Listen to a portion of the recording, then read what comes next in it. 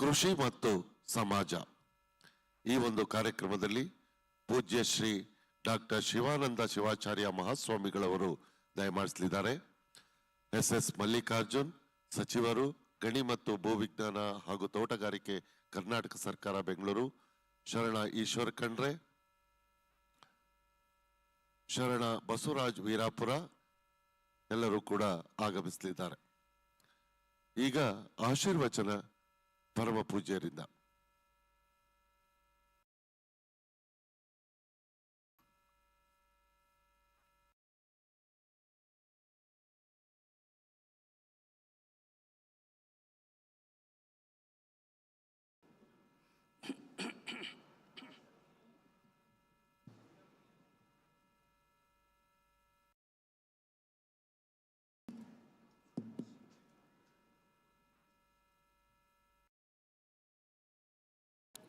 ಈಗ ತಾನೇ ಆಶೀರ್ವಚನವನ್ನು ದಯಪಾಲಿಸಿದಂಥ ಶ್ರೀಮನ್ ಮಹಾರಾಜ ನಿರಂಜನ ಜಗದ್ಗುರು ಶ್ರೀ ಮಲ್ಲಿಕಾರ್ಜುನ ಮುರುಘರಾಜೇಂದ್ರ ಮಹಾಸ್ವಾಮಿಗಳವರು ತರಳಬಾಳು ಹುಣ್ಣಿಮೆ ಮಹೋತ್ಸವವನ್ನು ಒಂದು ಸಂಚಾರಿ ವಿಶ್ವವಿದ್ಯಾಲಯ ಅಂತ ಹೇಳಿ ಹೋಲಿಕೆ ಮಾಡಿ ಪ್ರಶಂಸೆಯ ಮಾತುಗಳನ್ನು ಆಡಿದರು. ನಾಡಿನ ನಾನಾ ಭಾಗಗಳಲ್ಲಿ ಆಚರಿಸಿಕೊಂಡು ಬರ್ತಾ ಇರತಕ್ಕಂಥ ಈ ಹುಣ್ಣಿಮೆ ಮಹೋತ್ಸವ ವಿಶ್ವವಿದ್ಯಾಲಯಕ್ಕೆ ಅವರು ಹೋಲಿಕೆ ಮಾಡಿದ್ದನ್ನು ನೋಡಿದಾಗ ನಮಗೆ ನೆನಪಾಗಿದ್ದು, ನಮ್ಮ ಪಕ್ಕದಲ್ಲಿ ವೈಸ್ ಚಾನ್ಸಲರ್ ಇದ್ದರು ಕುವೆಂಪು ವಿಶ್ವವಿದ್ಯಾಲಯದ, ಮತ್ತು ವಿಶ್ವವಿದ್ಯಾಲಯದಲ್ಲಿ ಪ್ರೊಫೆಸರ್ಗಳಾಗಿ ಕಾರ್ಯನಿರ್ವಹಿಸ್ತಕ್ಕಂಥ ವಿದ್ವಾಂಸರು ನಮ್ಮ ಎಡಬಲದಲ್ಲಿ ಕೂತಿದ್ದಾರೆ.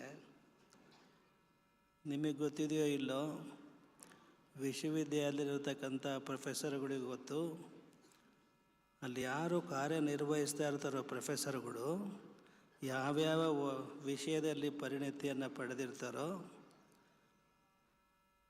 ಆ ಕ್ಷೇತ್ರದಲ್ಲಿರ್ತಕ್ಕಂಥ ಬಹುದೊಡ್ಡ ವಿದ್ವಾಂಸರನ್ನು ವಿಸಿಟಿಂಗ್ ಪ್ರೊಫೆಸರ್ಸ್ ಆಗಿ ಆಹ್ವಾನ ಮಾಡ್ತಾರೆ.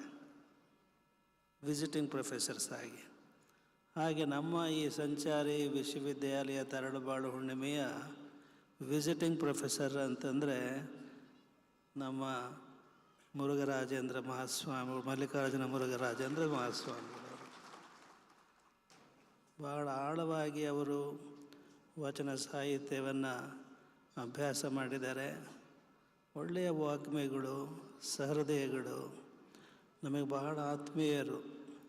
ಹೀಗಾಗಿ ಅವರು ಸ್ವಲ್ಪ ದೇಹಾಲಸ್ಯದಿಂದ ಕೂಡಿದರೂ ಸಹ ನಮ್ಮ ಒತ್ತಾಸೆಗೆ ಅವರಿಲ್ಲಿಗೆ ಬಂದು ಆಶೀರ್ವಚನವನ್ನು ದಯಪಾಲಿಸಿದ್ದಕ್ಕಾಗಿ ನಾವು ತುಂಬ ಕೃತಜ್ಞತೆಗಳನ್ನು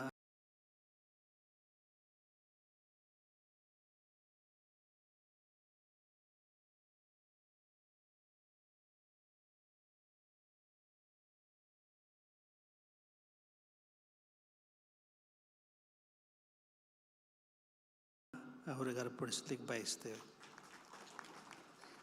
ಆರಂಭದಲ್ಲಿ ಪ್ರೊಫೆಸರ್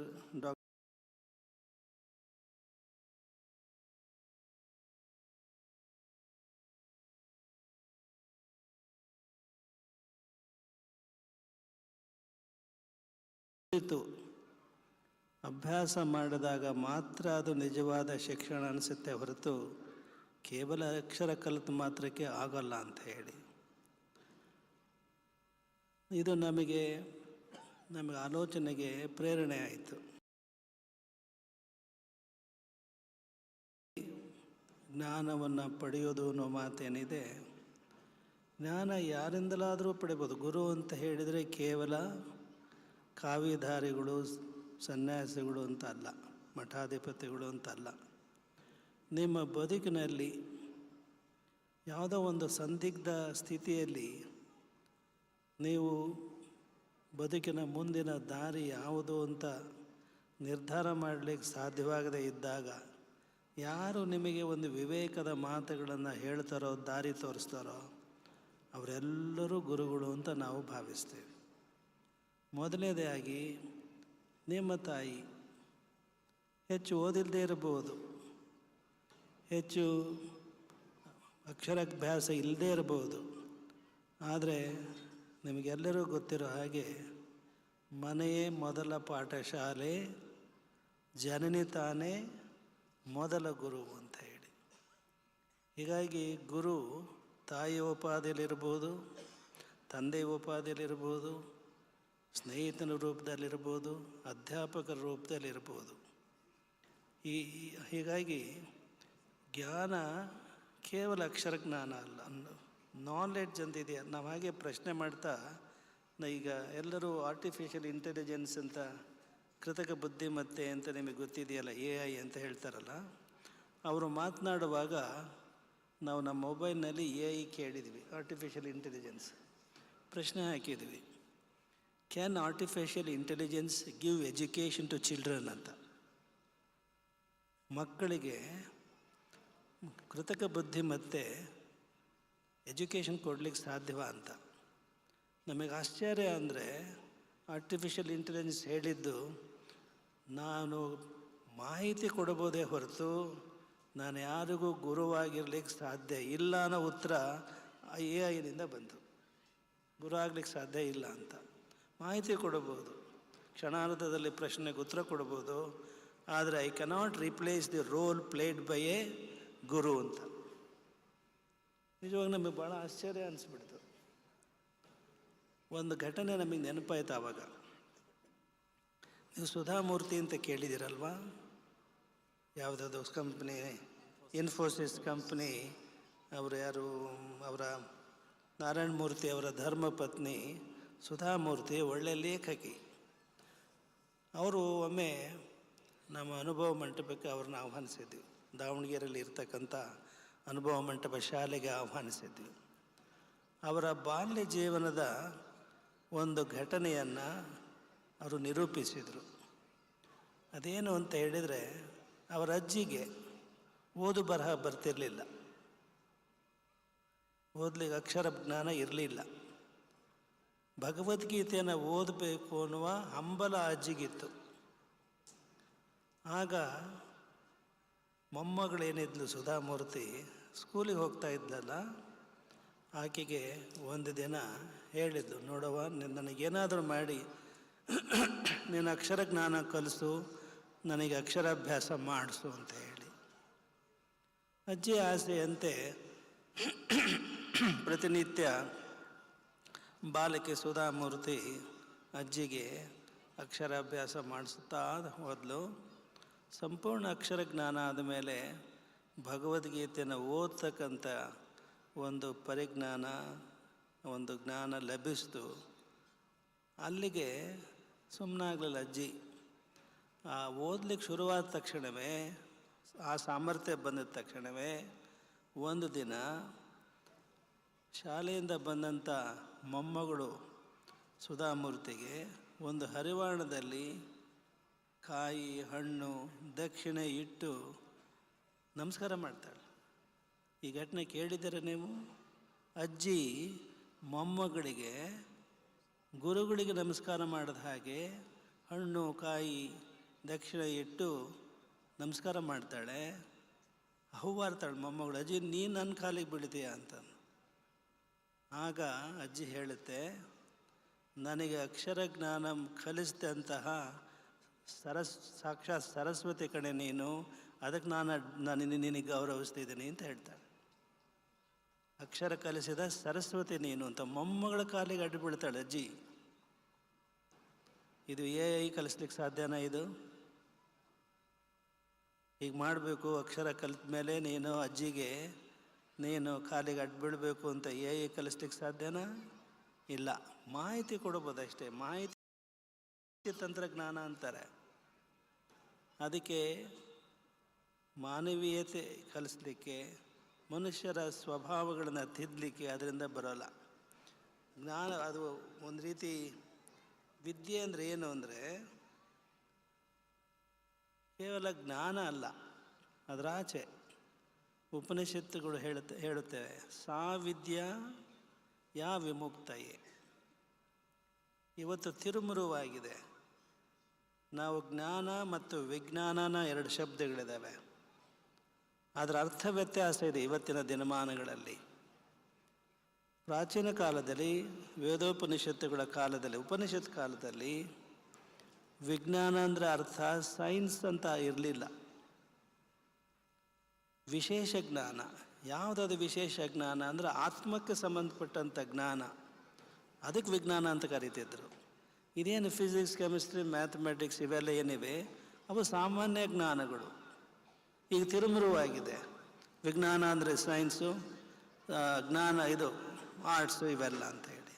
ಆದರೆ ಪ್ರಾಚೀನ ಕಾಲದಲ್ಲಿ ನಮ್ಮ ಭಾರತೀಯ ಪರಂಪರೆಯಲ್ಲಿ ವಿಜ್ಞಾನ ಅಂದರೆ ವಿಶೇಷ ಜ್ಞಾನ, ಅದು ಆತ್ಮಕ್ಕೆ ಸಂಬಂಧಪಟ್ಟದ್ದು.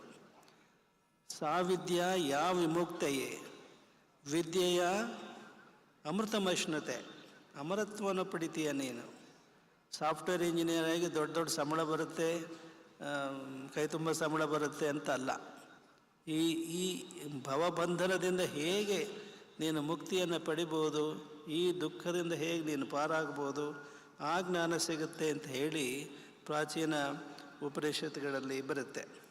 ನಮ್ಮ ಗುರುಗಳು 1937ರಲ್ಲಿ ಅವರ ಒಂದು ಡೈರಿಯಲ್ಲಿ ದಾಖಲಿಸ್ತಾರೆ ಶಿಕ್ಷಣ ಅಂದರೆ ಏನು ಅಂತ. ಭಾಳ ಚೆನ್ನಾಗಿ ಒಂದು ಮಾತು ಬರೀತಾರೆ ಅವರು.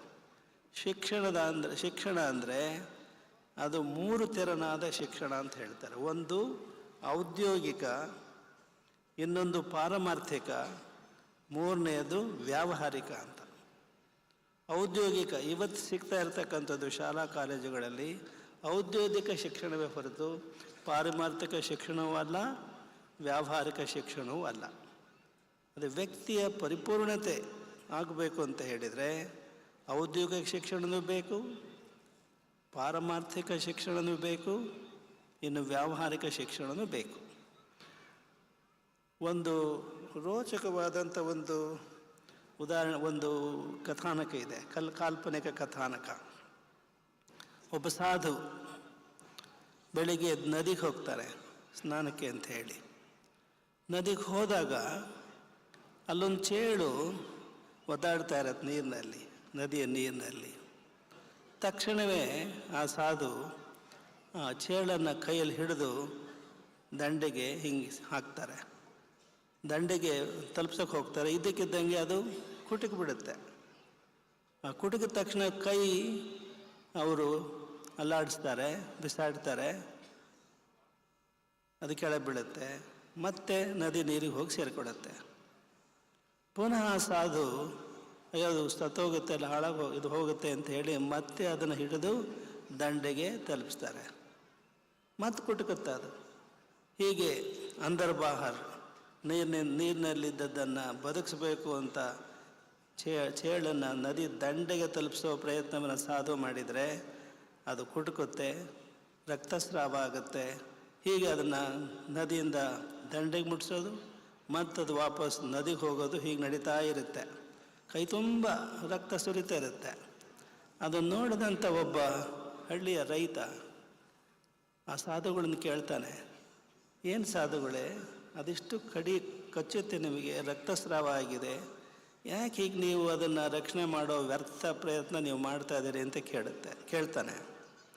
ಆಗ ಸಾಧು ಹೇಳ್ತಾನೆ, ಕುಟುಕುವುದು ಅದರ ಕೆಲಸ, ಬದುಕಿಸೋದು, ಕರುಣೆ ತೋರೋದು ನನ್ನ ಕೆಲಸ ಅಂತ ಸಾಧುಗಳು ಹೇಳ್ತಾರೆ. ನಿಮಗೇನನ್ಸುತ್ತೆ? ಕುಟುಕುವುದು ಆ ಚೇಳಿನ ಸ್ವಭಾವ, ಅದರ ನನ್ನ ಧರ್ಮ ಮರುಗುವುದು, ಕರುಣೆ ತೋರೋದು ಅಂತ ಹೇಳ್ತಾರೆ. ನಿಮಗೆ ಆ ಸಾಧುಗಳ ಒಂದು ಪ್ರತಿಕ್ರಿಯೆಯಲ್ಲಿ ತುಂಬ ನೀವು ಮೆಚ್ಚಿಕೊಳ್ತೀರಿ ಅಂತ ಕಾಣುತ್ತೆ. ಆದರೆ ನಾವು ಹೇಳ್ತೀವಿ, ನಾವು ಅದನ್ನು ಚಿಂತನೆ ಮಾಡಿದ್ದೀವಿ. ಆ ಗುರು ಹೇಳಿದ ಮಾತು, ಎಲ್ಲರೂ ಗುರುವಿನ ಮಾತು ವೇದವಾಕ್ಯ ಅಂತಾರೆ. ಆ ಸಾಧು ಹೇಳಿದ ಮಾತು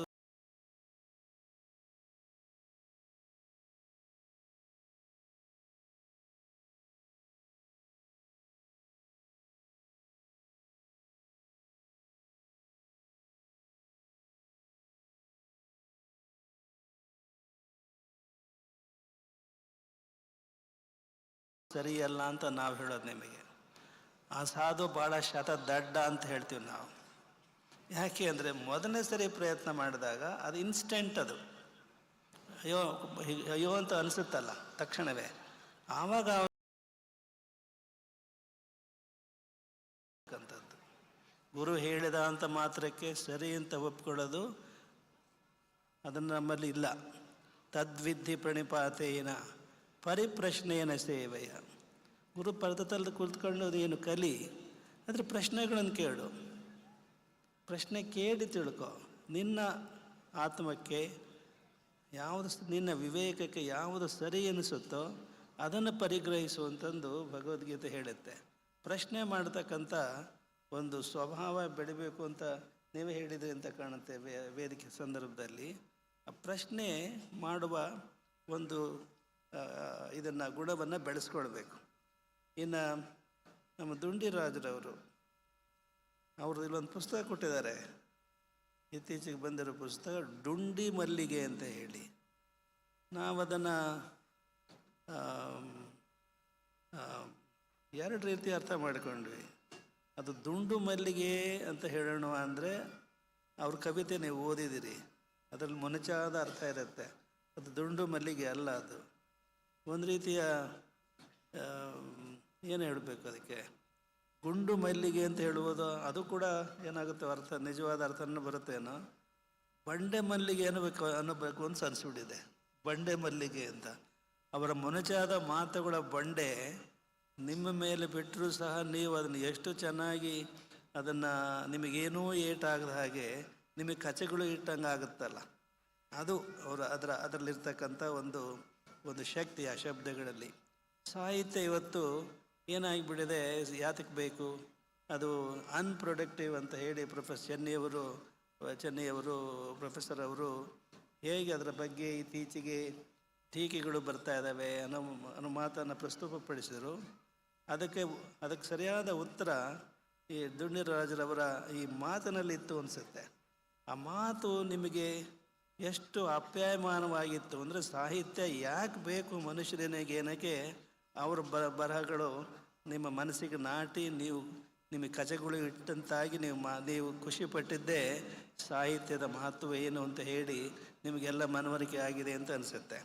ನಮ್ಮ ಅನುಭವಕ್ಕೆ ಬಂದಂತಹ ಅವರೊಂದು ಮಾತು ಹೇಳಿದರು, ಬಸವಣ್ಣನವರು ವಚನ ನೆನಪಾದ ನಮಗೆ. ನೀರಿಂಗೆ ನೈದಿಲಿಯೇ ಶೃಂಗಾರ, ಗಗನಕ್ಕೆ ಚಂದ್ರಮನೆ ಶೃಂಗಾರ, ಸಮುದ್ರಕ್ಕೆ ತೆರೆಯೇ ಶೃಂಗಾರ, ನಾರಿಗೆ ಗುಣವೇ ಶೃಂಗಾರ ಅಂತಾರೆ ಬಸವಣ್ಣವರು. ಅವೆಲ್ಲ ಪ್ರಸಿದ್ಧ ವಚನ. ಡುಂಡಿರಾಜರವರು ಅದಕ್ಕೊಂದು ಹೊಸ ತಿರುವು ಕೊಟ್ಟಿದ್ದಾರೆ. ಮಹಿಳೆಯರಿಗೆ ಮೊಬೈಲೇ ಭೂಷಣ ಅಂತಂದು ಅವರೊಂದು ಹೊಸ ತಿರುವು ಕೊಟ್ಟು ನಿಮ್ಮನ್ನೆಲ್ಲ ನಗುವಾಗಿ ಮಾಡಿದ್ದಾರೆ. ಅವರ ಈ ಮಾತುಗಳೇನಿವೆ, ನವಿರಾದಂಥ ಚುಟುಕು ಬರಹ ಏನಿದೆ, ಅದನ್ನು ಕೇಳಿದಾಗ ನಮಗೆ ನೆನಪಾಗಿದ್ದು ಒಂದೆರಡು ಆಂಗ್ಲ ಭಾಷೆಯ ಕೆಲವು ಅನಾಮಧೇಯ ಲೇಖಕರು ಬರೆದಂಥ ಎರಡು ಕವಿತೆಗಳು. ಒಬ್ಬ ತಾಯಿ ಹೇಳ್ತಾಳೆ, my son in law is wonderful and fine. My son in law is wonderful and fine. He adores my dear daughter, things are divine.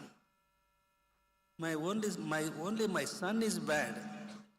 He leads a shameless life, always doting on his loathsome wife ಅಂತ. English ಬಲ್ಲರಿಗೆ ಅರ್ಥ ಆಗಿರ್ಬೋದು. ಮೈ son in law is wonderful fine. ನನ್ನ ಅಳಿಯ ಭಾಳ ಒಳ್ಳೆಯನು, ತುಂಬ ಅಪರೂಪದ ಅಳಿಯ ಸಿಕ್ಕಿದ್ದಾನೆ.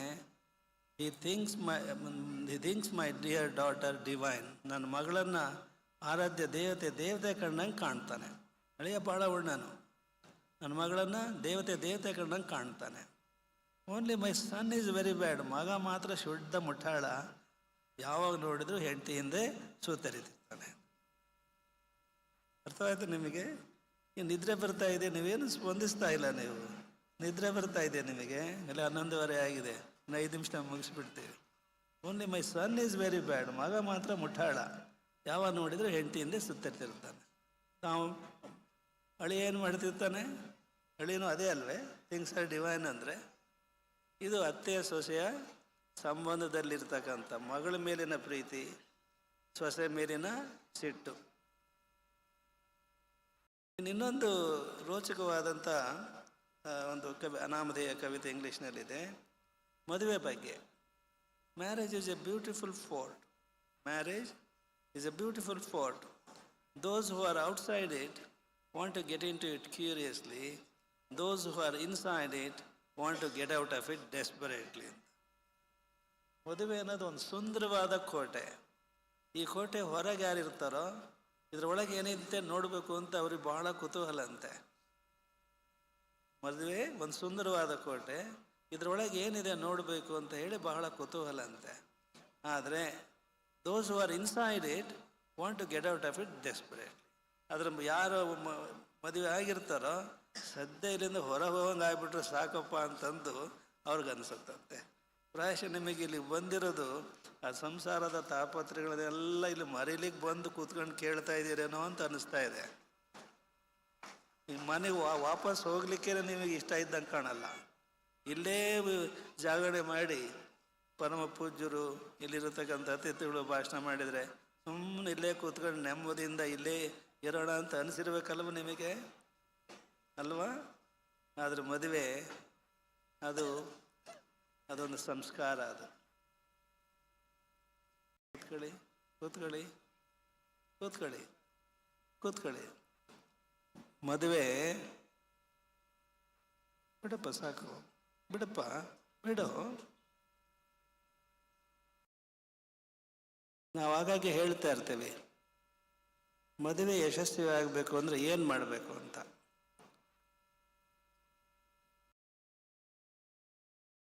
A deaf husband, ಒಂದು ಹಾಲೆಂಡ್ ದೇಶದಲ್ಲಿ ಒಂದು ಗಾದೆ ಮಾತಿದೆ, A deaf husband and a blind wife make A successful marriage ಅಂತ. ಮದುವೆ ಯಶಸ್ವಿ ಆಗಬೇಕು ಅಂದರೆ ಎ ಬ್ಲೈಂಡ್ ವೈಫ್, ಹೆಂಡತಿ ಕುರುಡಿ ಆಗಿರ್ಬೇಕಂತೆ, ಗಂಡ ಕಿವುಡನಾಗಬೇಕಂತೆ. ಹಾಗಿದ್ರೆ ಅವ್ರ ಸಂಸಾರ ಭಾಳ ಚೆನ್ನಾಗಿರುತ್ತೆ ಅಂತ. ಇದಕ್ಕೆ ಸಾಕ್ರೆಟೀಸೇ ಉದಾಹರಣೆ. ಸಾಕ್ರೆಟೀಸನ ಹೆಂಡತಿ ಗಯಾಳಿ, ಒಟ ಏನಾದರೂ ಅಡುಗೆ ಮನೆಯಿಂದ ಗಂಡನ ಬೈದಲೇ ಇರ್ತಿತ್ತು. ಅವನೇನು ಹೇಳಿದ್ರು, ಆಕೆ ಏನು ಬೈದಾಡಿದ್ರು ಸಾಕ್ರೆಟೀಸ್ ಮಾತ್ರ ಸುಮ್ಮನೆ ಇರ್ತಿದ್ದ. ಒಂದ್ಸರಿ ಅವನ ಸ್ನೇಹಿತನ ಜೊತೆ ಮಾತಾಡ್ತಾ ಇರ್ತಾರೆ ಆಧ್ಯಾತ್ಮಿಕ ವಿಚಾರಗಳನ್ನು ಕುರಿತು. ಆಗ ಒಳಗಿಂದ ಏನೋ ಜೋರಾಗಿ ಹೇಳ್ತಾಳೆ, ಅವನು ಕೇಳಿಸ್ಕೊಳ್ಳಲ್ಲ. ಬೈತಾಳೆ ಸಿಕ್ಕಾಬಟ್ಟೆ. ಅವನು ಸುಮ್ಮನೆ ಕೇಳಿಸ್ಕೊಂಡ ಸುಮ್ಮನೆ ಕಿವುಡನಾಗಿರ್ತಾನೆ. ಆಕೆ ಸಿಟ್ಟು ಬಂದು ಒಂದು ಬಿಂದಿಗೆಯಲ್ಲಿ ನೀರು ತಗೊಂಡು ಬಂದು ತಲೆ ಮೇಲೆ ಸುರಿತಾಳೆ, ಗಂಡನ ತಲೆ ಮೇಲೆ. ಸಾಕ್ರೆಟೀಸ್ ಆ ಪಕ್ಕದಾಗಿದ್ನಲ್ಲ ಸ್ನೇಹಿತ, ಅವನಿಗೆ ಒಂದು ರೀತಿ ಮುಜುಗರ ಆಗುತ್ತೆ. ಏನಪ್ಪ ನಿನ್ನ ಹೆಂಡತಿ ಇನಾಡು ಬೈದಾಡಿದ್ಲು, ನಿನ್ನ ಮೇಲೆ ಈಗ ನೀರು ಸುರಿಸಿದ್ಲು, ಆದರೂ ಸುಮ್ಮನೆ ಇದೆಯಲ್ಲ ಅಂತಂದ್ರೆ ಅದಕ್ಕೆ ಹೇಳ್ತಾನಂತಾರೆ ಇವನು ಸಾಕ್ರೆಟೀಸ್, ಗುಡುಗು ಮಿಂಚು ಬಂದ್ಮೇಲೆ ಅಲ್ಲೇನಪ್ಪ ಮಳೆ ಸುರಿಯೋದು ಅಂತ ಹೇಳಿದ್ದಂತೆ. ಮದುವೆ ಅದೊಂದು ಭಾವನೆಗಳ ಒಂದು ಬಂಧನ ಅಂತ ಹೇಳಲ್ಲ ನಾವು. ನೋಡಿ, ನೀವು ಒಬ್ಬರೇ ಹೋಗ್ಬೇಕು ಅಂದ್ರೆ ದಾರಿ ಬಹಳ ದೂರ ಅನ್ಸುತ್ತೆ. ನಿಮ್ಮ ಸ್ನೇಹಿತರ ಜೊತೆಗೆ ಹೋದ್ರೆ ಇಲ್ಲೇ ಹತ್ರ ಹೋದಂಗೆ ಆಗುತ್ತೆ. ಹಾಗೆ ಹೆಂಡತಿ ಮತ್ತು ಗಂಡ ಅವರ ಬಾಳಿವೆ ಒಂದು ಸತಿಪತಿಗಳು ಒಂದಾದ ಭಕ್ತಿ ಹಿತವಪ್ಪುದು ಶಿವಂಗೆ ಅಂತ ಬಸವಣ್ಣರು ಹೇಳ್ತಾರಲ್ಲ, ಹಾಗೆ ಒಂದು ಸಂಸ್ಕಾರ. ಅದು ಆ ಸಂಸ್ಕಾರದ ನಿಂದ ನೀವು ಧರ್ಮೇಚ ಅರ್ಥೇಚ ಕಾಮೇಚ ಅಂತ ಏನು ಮಂತ್ರ ಹೇಳಿಕೊಡ್ತಾರೆ, ಅದಕ್ಕನುಗುಣವಾಗಿ ನಿಮ್ಮಲ್ಲಿ ಅಂಥದ್ದೊಂದು ಭಾವನೆ ಇರಬೇಕು. ನೀವು ಮದುವೆ, ನಾವು ಇನ್ನೊಂದು ಹೇಳ್ತಿರ್ತೀವಿ ನವ ವಿವಾಹಿತರಿಗೆ, ಆ ಮಂತ್ರಗಳು ಏನು ಹೇಳಿದ್ರು ಸಂಸ್ಕೃತದಲ್ಲಿರೋ ಅರ್ಥವಾಗಲ್ಲ. ಒಳ್ಳೊಳ್ಳೆ ಅರ್ಥ ಇದೆ ಅದ್ರಾಗೆ, ಅರ್ಥ ಇಲ್ಲ ಅಂತ ಅಲ್ಲ, ಅರ್ಥ ಇದೆ. ಅರ್ಥ ಪುರೋಹಿತರಿಗೂ ಗೊತ್ತಿರಲ್ಲ, ನಿಮಗೂ ಮದುವೆ ಅವಸರದಲ್ಲಿ ಪುರೋಹಿತರು ಇದೇನ್ರಿ ಅಂತ ಕೇಳೋಕ್ಕೂ ಹೋಗಲ್ಲ ನೀವು. ಹೀಗಾಗಿ ಇತ್ತೀಚೆಗೆ ನಾವು ಆ ಮದುವೆ ಸಂದರ್ಭದಲ್ಲಿ ನವ ವಿವಾಹಿತರಿಗೆ, ವಧುವರರಿಗೆ ಒಂದು ಕಿವಿ ಮಾತು ಹೇಳ್ತೀವಿ, ಅವ್ರಿಗೆ ತಿಳಿಯೋ ಇಂಗ್ಲೀಷ್ ಭಾಷೆಯಲ್ಲಿ, ಆಂಗ್ಲ ಭಾಷೆಯಲ್ಲಿ. If you are wrong, you must accept it. If you are wrong you must accept it. ನೀನು ತಪ್ಪು ಮಾಡಿದರೆ ಗಂಡ ಆಗಲಿ ಹೆಂಡತಿ ಆಗಲಿ ತಪ್ಪು ಮಾಡಿದರೆ ನೀನೇನು ಮಾಡಬೇಕು, ಅಕ್ಸೆಪ್ಟ್ ಮಾಡ್ಕೋಬೇಕು. ನಾನು ತಪ್ಪಾಯ್ತು ಕಣೆ ಅಂತ ಹೇಳ್ಬೇಕು. ನಾನು ತಪ್ಪಾಯ್ತು ಕಣ್ರಿ ಅನ್ಬೇಕು ಹೆಂಡತಿ. ಮುಂದಿನ ಸಾಲ ಇದೆಯಲ್ಲ ಅದು ಬಹಳ ಕಷ್ಟ. If you are right you must keep your mouth shut. ನೀನು ಸರಿ ಇದ್ರೆ ನೀನು ಬಾಯಿ ಮುಚ್ಕೊಂಡು ತೆಪ್ಪಗಿರಬೇಕು. ಸರಿ ಅಂತ ವಾದ ಮಾಡೋಕ್ಕೆ ಹೋಗಬಾರ್ದು. ಯಾಕೆಂದರೆ ನಿನಗೆ ಸರಿ ಕಂಡದ್ದು ನಿನ್ನ ಮುಖದ ನೇರಕ್ಕೆ, ನಿನ್ನ ಮೂಗಿನ ನೇರಕ್ಕೆ. ಯಾವುದು ಸರಿ ಯಾವುದು ತಪ್ಪು ಅನ್ನುವ ಒಂದು ತೀರ್ಮಾನ ಮಾಡಿಕೊಡುವ ಬುದ್ಧಿಸ್ಥಿತಿ, ಸ್ಥಿಮಿತ ಬುದ್ಧಿ ನಿನಗಿರಲ್ಲ. ಏನೇ ಸಮಸ್ಯೆ ಬಂದರೂ ನಾವು ಬಹಿರಂಗ ನಿಮಗೆಲ್ಲರಿಗೂ ಹೇಳ್ತೀವಿ. ನಾವು ಪ್ರತಿ ಸೋಮವಾರ ಸದ್ಧರ್ಮ ನ್ಯಾಯಪೀಠ ಅಂತ ನಡೆಸ್ತೀವಿ ಅಂತ ನಿಮಗೆ ಗೊತ್ತಿದೆಯಲ್ಲ. ನಮ್ಮ ಅನುಭವದ ಹಿನ್ನೆಲೆಯಲ್ಲಿ ನಿಮ್ಮೆಲ್ಲರಿಗೂ ಹೇಳೋದು, ಪತಿ ಪತ್ನಿಯರ ಮಧ್ಯೆ ಏನೇ ಸಂಘರ್ಷ ಉಂಟಾದರೂ ನೀವು ಏನು ಕಾರಣಕ್ಕೂ ನಿಮ್ಮ ತಂದೆ ತಾಯಿಗಳಿಗೆ, ನಿಮ್ಮ ಬಂಧುಗಳಿಗೆ ಹೇಳಬಾರದು. ಯಾವ ಪೊಲೀಸ್ ಸ್ಟೇಷನ್ನಿಗೂ ಗಂಡನ ಬಗ್ಗೆ ಹೆಂಡತಿ ಬಗ್ಗೆ ದೂರು ಸಲ್ಲಿಸಬಾರ್ದು. ನಮ್ಮ ಅನುಭವದಲ್ಲಿ ಯಾರು ಪೊಲೀಸ್ ಠಾಣೆಗೆ ಹೋಗಿ ನೀವು ದೂರು ಸಲ್ಲಿಸಿದಿರೋ ಅಂತಹ ನವದಂಪತಿಗಳಿಂದ ಒಂದುಗೂಡಿಸ್ಲಿಕ್ಕೆ ಬಹಳ ಕಷ್ಟಪಟ್ಟರು ಸಹ ಆಗ್ತಾ ಇಲ್ಲ ನಮ್ಮಿಂದ. ಪೊಲೀಸ್ನವ್ರು ಬಂದು ನಿಮಗೆ ಅಕ್ಷತೆ ಹಾಕಿರಲ್ಲ, ಬಂಧುಗಳು ಬಂದು ಹಾಕಿರ್ತಾರೆ. ಇನ್ನು ಬಂಧುಗಳಾಗಲಿ ತಂದೆ ತಾಯಿಗಳಾಗಲಿ ಹೇಗಿರ್ತಾರೆ ಅಂದರೆ, ತಮ್ಮ ಮಕ್ಕಳೇ ಸರಿ, ತನ್ನ ಮಗಳೇ ಸರಿ, ಅಳಿಯನ್ ತಪ್ಪು. ಅಳಿನ ನಿಮ್ಮ ಬೀಗರು ಇರ್ತಾರಲ್ಲ, ಅವ್ರು ನನ್ನ ಮಗ ಸರಿ, ನಿನ್ನ ಮಗಳು ತಪ್ಪು. ಬಗೆರೆ ಅಲ್ಲ ಇದು. ನೀವು ಮಾಡಬೇಕಾದ್ದೇನು, ಸಣ್ಣ ಪುಟ್ಟದಕ್ಕೆಲ್ಲ ಜಗಳಗಳು ವೈವಾಹಿಕ ಸಂಬಂಧದಲ್ಲಿ. ಸಣ್ಣ ಪುಟ್ಟದಕ್ಕೆ ಒಂದು ಪ್ರಹಸನ ಇದೆ. ಏನು ಪ್ರಹಸನ ಇದೆ ಅಂದರೆ, ಒಮ್ಮೆ ಮಗ ಬಂದ, ಬೇಸಾಯ ಹುಡ್ಕೊಂಡು ಮನೆಗೆ ಬಂದ. ತಾಯಿ ಊಟ ಮಾಡೇ ಇಲ್ಲ ಅಂತ ಗೊತ್ತಾಯ್ತು. ಸಿಟ್ಟಾಗಿದ್ದಾಳೆ. ಏನವ ಯಾಕೆ ಊಟ ಮಾಡಿಲ್ಲ ಅಂತ. ಆಕೆ ಹೇಳ್ತಾಳೆ, ಇವತ್ತು ತೀರ್ಮಾನ ಆಗಿಬಿಡ್ಬೇಕು, ಈ ಮನೆ ಯಜಮಾಂತಿ ಯಾರು, ನಾನು ಮನೆ ಬಂದಿರೋ ನಿನ್ನ ಹೆಂಡ್ತಿನೋ, ಇವತ್ತು ತೀರ್ಮಾನ ಆಗ್ಬೇಕು, ಅಲ್ಲಿವರೆಗೂ ನಾನು ಉಣ್ಣಲ್ಲ ಅಂತ. ಯಾರು ಕೇಳಿಕೆ ಹಪ್ಪಳ ಮಾಡಿದ್ಲು ಅಂತ. ಜನಪದ ಗೀತೆಯಲ್ಲಿ ಒಂದು ತ್ರಿಪದಿ ಇದಿದೆ, ಅಪ್ಪಾಳ ಮಾಡಿ ಆಳ ಹದ ಹಾಕಿ ಗಂಡನು ಬಡಿದಾನ ಕದ ಹಾಕಿ ಅಂತ. ಕೇಳಿದ್ದೀರಾ? ಅಪ್ಪಾಳ ಮಾಡಿ ಆಳ ಹದ ಹಾಕಿ ಗಂಡನು ಬಡಿದಾನ ಕದ ಹಾಕಿ ಅಂತ. ಎಷ್ಟು ಚೆನ್ನಾಗಿದೆ ನೋಡಿ ಇದು ನುಡಿಗಟ್ಟು. ನೀವೇನೇನು ಕಲ್ಪನೆ ಮಾಡಿಕೊಳ್ತೀರೋ ಏನೋ ನಿಮ್ಮ ಮನಸ್ಸಿನಲ್ಲಿ. ನಡೆದ ಘಟನೆ ಏನು ಅಂದರೆ, ನಿನ್ನ ಕೇಳಿಕ್ಕೆ ಕೇಳ್ದಲೇ ಮಾಡಿದ್ಲ ಹಪ್ಪಳನ ತಪ್ಪು, ಏನೇ ಅವನು ಕೇಳ್ದಂಗೆ ಮಾಡಿದೆ ನೀನು ಅಂತ ದರ ಎಳ್ಕೊಂಡು ಹೋಗ್ತಾನೆ ಹೆಂಡ್ತಿನ. ರೂಮ್ನೊಳಗೆ ಹೋಗ್ತಾನೆ, ಬೋಲ್ಟ್ ಹಾಕ್ತಾನೆ, ದಪ್ ಅಂತ ಹೊಡಿತಾನೆ. ಅವನು ಹೊಡೆದದ್ದು ಹೆಂಡ್ತಿಯನ್ನಲ್ಲ, ಹಾಸಿಗೆ ತಲೆದಿಂಬನ್ನ. ನೀವು ನಿದ್ದೆ ಮಾಡ್ತಿದ್ದೀರ ನೀವು? ಹಾಸಿಗೆ ತಲೆದಿಂಬ ಹೊಡಿತಾನೆ ಅವನು, ಹೆಂಡ್ತಿನಲ್ಲ. ಬರ ತಾಯಿಗೆ ಭಾಳ ಖುಷಿ ಆಗಿಬಿಡಿದೆ, ಎಷ್ಟೇ ಆಗಲಿ ನನ್ನ ಮಗ ಹೆಂಗೆ ಚೆಚ್ತಾ ಇದ್ದಾನೆ ಅಂತ. ಹೀಗೆ ನೀವು ನಾಟಕ ಮಾಡಬೇಕು. ಹಾಗೆ ಸಂಸಾರ ಸುಲಲಿತವಾಗತ್ತೆ. ಇನ್ನೊಂದು, ಅತ್ತೆಗಳನ್ನು ಹೋಲಿಸ್ಕೊಳ್ಳೋದು ಬಹಳ ಕಷ್ಟ ಏನಲ್ಲ. ಅವ್ರು ಮೊದಲಿಂದಲೂ ಕೆಲಸ ಮಾಡ್ತಾ ಬಂದಿರೋರು, ಅಭ್ಯಾಸ ಆಗಿರುತ್ತೆ. ನೀವು ಸೊಸೆಂದರೆ ಒಂದು ಕಿವಿ ಮಾತು ನಾವು ಹೇಳೋದು, ಅತ್ತೆ ಹೋಲಿಸ್ಕೊಳ್ಬೇಕು ಅಂದರೆ, ಬೆಳಿಗ್ಗೆ ಜಾವ ಎದ್ದ ತಕ್ಷಣ ಪಾತ್ರೆ ತೊಳೆಯಕ್ಕೆ ಹೋಗ್ತಾಳಲ್ಲ ಅತ್ತೆ, ನೀವು ನಸುಕಿನಲ್ಲಿ ಎದ್ದು ಅತ್ತೆ ಈ ವಯಸ್ಸಿನಲ್ಲಿ ನೀನು ಪಾತ್ರೆ ತೊಳೆಯೋದು ಅಂದರೆ ಏನು, ನಾನು ಈ ಮನೆಗೆ ಬಂದೇಳು, ನನ್ನ ಕೆಲಸ ನಾನು ಮಾಡ್ತೀನಿ, ನೀವು ಮಾಡಬೇಡ್ರಿ ಅಂತ ಹೇಳ್ಬೇಕು. ಬಿಡ್ಸೋಕೆ ಹೋಗ್ಬೇಕು, ಬಿಡಿಸಬಾರದು. ಅತ್ತೆಗೆ ಎಷ್ಟು ಖುಷಿ ಆಗಿಬಿಡುತ್ತೆ ಅಂದರೆ, ಅಯ್ಯೋ ನನ್ನ ಸೊಸೆ ಎಂತ ಸಿಕ್ಕಿದಾಳೆ, ನನಗೇನು ಒಂದು ಪಾತ್ರೆ ತಿಳಿ ಹಾಕ್ಬಿಡಲ್ಲ, ಅದು ಮಾಡಕ್ಕೆ ಬರಲ್ಲ ಅಂತ ಊರೆಲ್ಲ ಆಕೆ ಹೇಳ್ತಾಳೆ. ತಿಳಿತೆ? ಇದು ಈ ಥರ ನಾಟಕ ಮಾಡಬೇಕಾಗತ್ತೆ ನೀವು.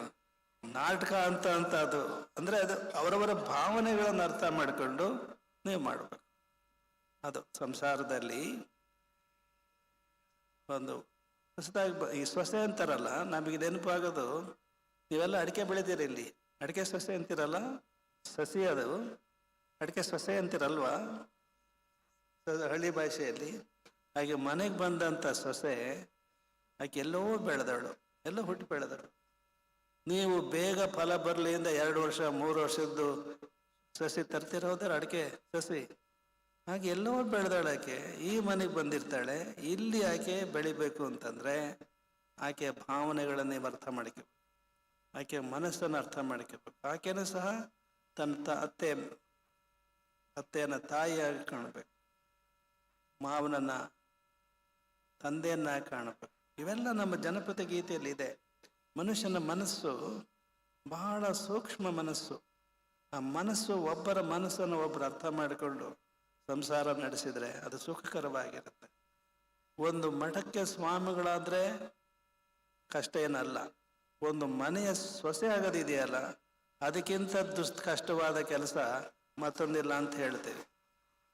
ಸ್ವಾಮಿಗಳಿಗೆಲ್ಲ ನೀವು ಅಡ್ಡು ಬೀಳ್ತೀರಿ, ಅದ್ರ ಸೊಸೆಗೆ ಮನೆಯಲ್ಲಿ ಯಾರಿಗಾರ ಜ್ವರ ಬಂದ್ಬಿಡ್ಲಿ, ಈಗ ಕಾಲ್ಗುಣ ಕೆಟ್ಟದ್ದು ಅದಕ್ಕೆ ಜ್ವರ ಬರುತ್ತೆ, ಕಾಲ್ಗುಣ ಕಟ್ತೀರ ನೀವು, ಸಹಜವಾಗಿ ಬಂದಿರುತ್ತೆ ಅದು ಕಾಯಿಲೆ. ಇವೆಲ್ಲ ಇವೆ ಸಂಸಾರದಲ್ಲಿ. ಬಹಳ ನಿಮ್ಮ ಮನಸ್ಥಿತಿ. ಬಸವಣ್ಣವರು ಹೀಗೆ ಹೇಳ್ತಾರೆ, ಅವರು ಸಹ ಸಾಂಸಾರಿಕ ಜೀವನದಲ್ಲಿ ಸ್ವಲ್ಪ ಬೇಸತ್ತಿರಂಗೆ ಕಾಣ್ತಾರೆ. ಅವ್ರ ಕೆಲವೊಂದು ವಚನಗಳಿದ್ದಾವೆ. ಏನು ವಚನ ಅಂದ್ರೆ ಅದು ಬೆಳದಿಂಗಳಿಗೆ ಹೋಲಿಸ್ತಾರೆ ಅವರು. ಚಂದ್ರಮನಂತೆ ಕಳೆ ಸಮನಿಸಿತ್ತೆನೆಗೆ. ಹೇಗೆ ದಿನ ರಾತ್ರಿ ಈ ಚಂದ್ರ ಅವನು ಕಳೆ ಬೆಳೀತಾ ಬೆಳೀತಾ ಹೋಗುತ್ತಲ್ವಾ, ನಾಳೆ ಫೆಬ್ರವರಿ 1ಕ್ಕೆ ಪೂರ್ಣ ಚಂದ್ರ ಆಗ್ತಂತ. ಅದೇ ತರಳಬಾಳು ಹುಣ್ಣಿಮೆ. ಚಂದ್ರಮನಂತೆ ಕಳೆ ಸಮನಿಸಿತ್ತೆನೆಗೆ, ಸಂಸಾರವೆಂಬ ರಾಹು ಸರ್ವಗ್ರಾಸಿಯಾಗಿ ನುಂಗಿತ್ತಯ್ಯ ಅಂತ ಹೇಳ್ತಾರೆ. ಈ ಸಂಸಾರ ಅನ್ನೋ ರಾಹು ಇದೆಯಲ್ಲ, ಇದು ಪರಿಪೂರ್ಣವಾಗಿ ನನಗೆ ಒಂದು ರಾಹುವಿನ ರೂಪಾಳಿಯಾಗಿ ನನ್ನನ್ನು ಕಾಡಿಸ್ತಾ ಇದೆ ಅಂತ ಹೇಳ್ತಾರೆ. ಸಂಸಾರದ ಒಂದು ನೋವು ಸಹ ಅವರಿಗೆ ಇತ್ತು ಅಂತ ಅನ್ಸುತ್ತೆ ಈ ವಚನದಿಂದ. ಕಾಲಲ್ಲಿ ಕಟ್ಟಿದ ಗುಂಡು, ಕೊರಳಲ್ಲಿ ಕಟ್ಟಿದ ಬೆಂಡು, ತೇಲಲಿಯದು ಗುಂಡು, ಮುಳುಗಲಿಯದು ಬಂಡು, ಇಂತಪ್ಪ ಸಂಸಾರ ಶರದೆಯ ದಾಂಟಿಸೋ ಕಾಲಾಂತಕನೇ ಕೂಡಲ ಸಂಗಮದೇ. ಎಷ್ಟು ಅಪರೂಪದ ವಚನ ಇದು. ಕಾಲಲ್ಲಿ ಕಟ್ಟಿದ ಗುಂಡು, ಕಾಲಿಗೆ ಒಂದು ಕಬ್ಬಿಣದ ಗುಂಡು ಕಟ್ಕೊಂಡು, ಕೊರಳಗೊಂದು ಫ್ಲೋಟ್ ಅಂತ ಏನು ಹೇಳ್ತಾರೆ ಇಂಗ್ಲೀಷ್ನಲ್ಲಿ, ತೇಲ್ತಕ್ಕಂಥದ್ದು, ಅದನ್ನು ಹಾಕೊಂಡು ನೀವು ಸಮುದ್ರಕ್ಕೆ ಬಿದ್ದರೆ ಇಳಿದ್ರೆ ಕಾಲಲ್ಲಿರ್ತಕ್ಕಂಥ ಗುಂಡು ಏನು ಮಾಡುತ್ತೆ, ಕೆಳ ಜಗ್ಗುತ್ತೆ. ಕೊರಳಲ್ಲಿರ್ತಕ್ಕಂಥ ಫ್ಲೋಟ್ ಏನಿರುತ್ತೆ, ಬೆಂಡು ಅದು ನಿಮ್ಮನ್ನು ತೇಲಿಸ್ಲಿಕ್ಕೆ ಪ್ರಯತ್ನ ಮಾಡುತ್ತೆ. ಇತ್ಲ ಮುಳುಗೋದು ಇಲ್ಲ, ಅತ್ಲ ತೇಲೋದು ಇಲ್ಲ. ಇಂತಹ ಸ್ಥಿತಿಯಲ್ಲಿ ಇದೀನಪ್ಪ, ಈ ಸಂಸಾರವನ್ನು ಸಮುದ್ರವನ್ನು ದಾಟ್ಸಪ್ಪ ನನ್ನ ಅಂತ ಹೇಳಿ ಬಸವಣ್ಣವರು ಬಹಳ ಕಳಕಳಿಯಿಂದ ಅವರು ಕೂಡಲ ಸಂಗಮನಲ್ಲಿ ಬೇಡ್ಕೊಳ್ತಾರೆ. ಇದು ಹೀಗೆ ಸಂಸಾರ. ಇನ್ನೊಂದು ಕಡೆ ಅವ್ರು ಹೇಳ್ತಾರೆ, ಬಹಳ ಅಪರೂಪದ್ದು ವಚನ. ಏನು ಹೇಳ್ತಾರೆ ಅದು, ಅದನ್ನು ಇದಕ್ಕೆ ಹೋಲಿಸ್ತಾರೆ. ಯಾವುದಕ್ಕೆ, ಇಲಿ ಬೋನ್ ಇದೆಯಲ್ಲ, ಇಲಿ ಬೋನು ಅದಕ್ಕೆ ಹೋಲಿಸ್ತಾರೆ. ಆ ವಚನ ಯಾವುದದು, ಇಲಿಗೆ ಬೋನಿಸ್ತಾರೆ. ನಮ್ಮದು ವಚನ ಇದಿದೆ. ಇದುವರೆಗೂ ಏನು ಪ್ರಸ್ತಾಪ ಮಾಡಿದ್ರಲ್ಲ, ನಿಮ್ಮೆಲ್ಲ ಮೊಬೈಲ್ ಇದೆಯಲ್ವ, ನೀವು ಮೊಬೈಲ್ ಇದ್ದರೆ ತಗೊಳ್ಳಿ, ನಾವು ಹೇಳಿದ ಇದನ್ನು ಬರ್ಕೊಳ್ಳಿ, wachana.taralabalu.in VACHENA.taralabalu TARALABALU.in. ಈಗ ಅದಕ್ಕೆ ಹೋದರೆ ನಮಗೆ ಬೇಕಾದ ಯಾವುದೇ ವಚನ ಬೇಕಾದರೂ ನಮಗೆ ಈ ತಕ್ಷಣ ನೆನಪು ಬರದೇ ಇರತಕ್ಕಂಥ ವಚನ ಕ್ಷಣಾರ್ಧದಲ್ಲಿ ನಮಗೆ ಸಿಗುತ್ತೆ ಇಲ್ಲಿ ಅಲ್ಲಿ ಏನು ವಚನ ಸಂಪುಟ ಅಂತ ನಾವು ಮಾಡಿದ್ದೀವಿ. ಬಸವಣ್ಣ ಅಂತ ಒಂದು ಬರುತ್ತೆ, ಅದರಲ್ಲಿ ಇಲ್ಲಿ ಸಿಕ್ತು 10ನೇ ವಚನ. ಇಡಿಗಡಹದಲ್ಲಿಪ್ಪಂತೆಯನ್ನ ಸಂಸಾರ ತನು ಕೆಡವನ್ನ ಕಮಾಣದು, ಹೆರರ ಬಾಧಿಸುವುದು ತನು ಕೆಡವನ್ನ ಕಮಾಣದು, ಹೆರರ ಛಿದ್ರಿಸುವುದು ತನು ಕೆಡವನ್ನ ಕಮಾಣದು, ಅಕಟಕಟ ಸಂಸಾರಕ್ಕೆ ಆಸತ್ತೆ ಕೂಡಲ ಸಂಗಮ ದೇವ. ಈ ಸಂಸಾರ ಅಂದ್ರೆ ಹೇಗಪ್ಪ ಅಂದ್ರೆ ಒಂದು ಇಲಿ ಬೋನ್ ಇದ್ದಂಗೆ ಅಂತ. ಇಲಿ ಬೋನು, ನೀವು ಮನೇಲಿ ಬಹಳ ಇಲಿಗಳಾಗಿದ್ರೆ ಏನ್ ಮಾಡ್ತೀರಿ? ಒಂದು ಬೋನ್ ತಂದಿಡ್ತೀರಿ, ಅದರೊಳಗೆ ಏನು ಇಟ್ಟಿರ್ತೀರಿ? ಬೋಂಡ ಇಟ್ಟಿರ್ತೀರಲ್ಲ, ಬೋಂಡ. ಆ ಬೋಂಡದ ವಾಸನೆಗೆ ಇಲಿ ಬರುತ್ತೆ. ಇಲಿ ಬಂದು ಒಳಗೆ ಹೋದ ತಕ್ಷಣವೇ ಗಪ್ ಅಂತ ಅದು ಬೋನು ಹಿಡ್ಕೊಂಡ್ಬಿಡುತ್ತೆ. ಮತ್ತೊಂದು ಇಲಿ ಬರುತ್ತೆ ಒಳ ನುಗ್ಗಬೇಕು ಅಂತ. ಒಳಗಿರೋ ಇಲಿ ಹೇಳುತ್ತೆ, ಬರಬೇಡ ಕೊಡೋ, ನೀನು ಹೊರಗಿರು, ನಾನು ಸಿಕ್ಕಾಕಿಳಿದ್ರೆ ಕೇಳಲ್ಲ ಅದು. ಇದು ತನಗೆ ತಿನ್ನಲಿಕ್ಕೆ ಬೋಂಡ ಬೇಕು, ನನಗೆ ಕೊಡಬಾರ್ದು ಅಂತ ಹೊಂಚೆ ಆಗ್ತದೆ ಅಂತ ಅದು ಒಳಗೆ ನುಗ್ಗುತ್ತೆ. ಹೀಗೆ ಇಲಿ ಬೋನ್ ಇದ್ದಂಗೆ ಈ ಸಂಸಾರ ಅಂತ ಬಹಳ ಸುಂದರವಾದ ಉದಾಹರಣೆ ಕೊಡ್ತಾರೆ. ನೀವು ಹೆದರಬೇಕಾಗಿಲ್ಲ, ಹಂಜಬೇಕಾಗಿಲ್ಲ. ಸಂಸಾರ ಏನಿದೆ ಅದು ಪತಿ ಪತ್ನಿಯರ ಒಂದು ಸಾಮರಸ್ಯ. ಹೇಗೆ ನೀವೆಲ್ಲಿಂದ, ಯಾರು ನಿಮಗೆ ಆದರ್ಶ? ಯಾರ ಆದರ್ಶ? ಯಾಕೆ ಸಂಸಾರ ನಡೆಸಬೇಕು ಅಂತ ಒಂದೇ ಒಂದು ಉದಾಹರಣೆ ಕೊಟ್ಟು ನಮ್ಮ ಮಾತು ಮುಗಿಸ್ಬಿಡ್ತೇವೆ. ನೀವು ಯಾರಿಂದ ಕಲಿಬೇಕು ಅಂದರೆ, ಇಲ್ಲಿ ನಿಮ್ಮ ಟೆಲಿವಿಷನಾಗ ಎಲ್ಲೋ ಬರುತ್ತೆ ಐಡಿಯಲ್ ಕಪಲ್ಸ್ ಅಂತಲ್ಲ, ಆದರ್ಶ ದಂಪತಿಗಳು ಅಂತ ಏನೋ ವಿಡಿಯೋದಲ್ಲಿ ಬರುತ್ತಲ್ಲ, ಯಾವುದೋ ಚಿತ್ರ ಟಿವಿಯಲ್ಲಿ, ಯಾವುದೂ ಅಲ್ಲ. ನೀವು ಕಲಿಬೇಕಾದ ಯಾವುದರಿಂದ ಅಂದರೆ ನಿಮ್ಮ 2 ಕಣ್ಣುಗಳಿಂದ. ಕಣ್ಣು ಎರಡಾದರೂ ನೋಡುವ ದೃಷ್ಟಿ ಒಂದು. ಎಡಗಣ್ಣು ಎಡಕ್ಕೆ, ಬಲಗಣ್ಣು ಬಲಕ್ಕೆ ಅಂತ ನೋಡಲ್ಲ. ಕಣ್ಣು ಎರಡಾದರೂ ನೋಡುವ ದೃಷ್ಟಿ ಹೇಗೋ, ಕೈಗಳು ಎರಡಾದರೂ ಮಾಡುವ ಕ್ರಿಯೆ ಹೇಗೆ ಒಂದು, ಕಾಲುಗಳು ಎರಡಾದರೂ ನಡಿಗೆ ಹೇಗೆ ಒಂದು, ಹಾಗೆ ಸತಿಪತಿಗಳು ಅವರ ನುಡಿ, ನಡೆ, ಆಲೋಚನೆ, ಚಿಂತನೆ ಅದು ಏನೇ ಭಿನ್ನ ಆಗಿದ್ರು ಸಹ ಒಂದಾಗಬೇಕು. ಎಡಗಣ್ಣು ಎಡಕ್ಕೆ ತಿರುಗಿದ ಕೂಡಲೇ ಬಲಗಣ್ಣು ಪ್ರೊಟೆಸ್ಟ್ ಮಾಡಲ್ಲ, ಅದು ಎಡಕ್ಕೆ ತಿರುಗುತ್ತೆ. ಹಾಗೆ 2 ಕಣ್ಣುಗಳಿಂದ ನೀವು ಕಲಿಬೇಕು. ನಿಮ್ಮ ಸಾಂಸಾರಿಕ ಜೀವನ ಆಗ ಯಶಸ್ವಿ ಆಗುತ್ತೆ. ಈ ದಿನ ಬಂದಿರತಕ್ಕಂಥ ಎಲ್ಲ ಸಾಹಿತಿಗಳು ಬಹಳ ಆಳವಾದ ಅಧ್ಯಯನವನ್ನು ಅವರು ವಿಚಾರಧಾರೆನ ಮಂಡಿಸಿದ್ರು. ಅಪರೂಪದ ವಿಚಾರಗಳನ್ನು ಅವರು ಮಂಡಿಸಿದ್ದಾರೆ. ನೀವೆಲ್ಲ ಆಸ್ವಾದಿಸಿದ್ರಿ. ಇವತ್ತು ಬಂದಿರತಕ್ಕಂಥ ಪ್ರೊಫೆಸರ್ ಅವರು, ದುಂಡಿರಾಜರವರು ಪ್ರೊಫೆಸರ್ ಆಗಿದ್ರೂ ಗೊತ್ತಿಲ್ಲ, ಬ್ಯಾಂಕ್ನಲ್ಲಿ ಇದ್ರು. ಅಭಿರುಚಿ ನೋಡಿ ಸಾಹಿತ್ಯ ಹೇಗೆ ಬರುತ್ತೆ ಅಂತ. ಕುರಿತೋದಯಂ ಕಾವ್ಯ ಪ್ರಯೋಗ ಪರಿಣತ ಮತಿಗಳು ಈ ನಾಡವರ್ಗಳ ಅಂತ ಒಂದು ಮಾತಿದೆ. ಅವ್ರು ಯಾವುದೋ ವಿಶ್ವವಿದ್ಯಾಲಯದ ಪ್ರೊಫೆಸರ್ ಆಗಿರಲಿಲ್ಲ, ಆದ್ರೆ ಅವರು ರಚಿಸ್ತಕ್ಕಂಥ ಎಷ್ಟು ಚೆನ್ನಾಗಿವೆ. ಸೊ ನಮ್ಮ ಪ್ರೊಫೆಸರ್ ರಾಜೇಂದ್ರ ಚೆನ್ನಿಯವರು, ರಾಜಪ್ಪ ದಳವಾಯಿಯವರು, ಪ್ರಶಾಂತ್ ನಾಯಕರವರು, ಜ್ಯೋತಿ ಶಂಕರ್ ಅವರು ಎಲ್ಲರೂ ಸಹ ಸಾಹಿತ್ಯವನ್ನು ಬಹಳ ಆಳವಾಗಿ ಅಭ್ಯಾಸ ಮಾಡಿದವರು. ಅವರ ಮಾತುಗಳನ್ನು ಕೇಳಿದಿರಿ, ಆಸ್ವಾದಿಸಿದಿರಿ, ಇನ್ನು ಮುಂದೆ ಕೇಳರಿದಿರಿ. ನೀವು ವಿಳಂಬ ಆಗಿದೆ. ನಿಮ್ಮೆಲ್ಲರಿಗೂ ದೇವರು ಒಳ್ಳೇದು ಮಾಡಲಿ. ಶುಭರಾತ್ರಿ.